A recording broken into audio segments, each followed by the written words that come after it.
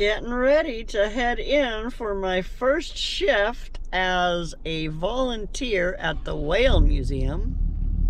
Oh, someone next to me is leaving.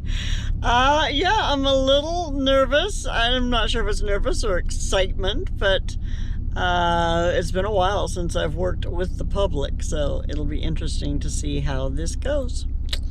Let's go in. Welcome to my world.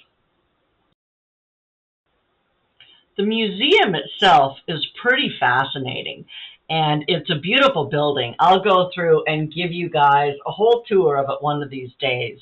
There's lots of super interesting stuff to see. Carrie, the curator, has been collecting this stuff since she was a child, and there's a ton of stuff to see. But the one thing that was the most amazing thing on my very first shift is that a little baby harbor seal was born just on the rocks coming into the harbor that day. And so we got to go and see that.